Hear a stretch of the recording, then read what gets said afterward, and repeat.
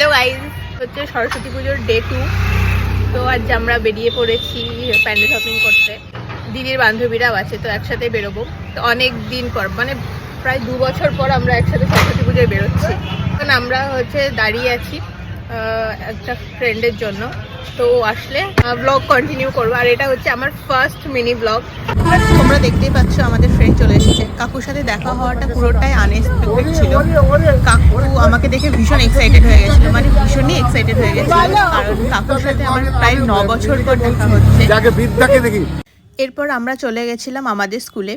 Aesthetic village থিমে সাজানো হয়েছিল আমাদের স্কুলটাকে। তারপর টিচারদের সাথে কিছুক্ষণ কথা বলার পর আমরা বেরিয়ে পড়লাম আমাদের পরবর্তী প্যান্ডেল হপিং করতে। কেন চলবি, সবাই আসলো। এভাবে হই হুল্লোড় করতে করতে আমরা চলে গেছি মায়ের প্রতিমার সামনে।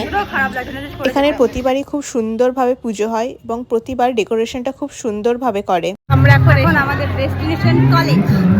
তো এখানে প্রচন্ড ভিড় আর প্রচন্ড ছেলে মেয়ে সবাই প্রেম করছে। আমরা এখানে দাঁড়িয়ে আছি, দেখছি।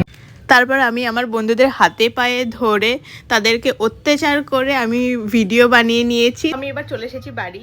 তো আমার এটা ফার্স্ট মিনি ব্লগ। তো তোমরা জানাবে কেমন লাগলো আর কমেন্টও করবে। তো টাটা।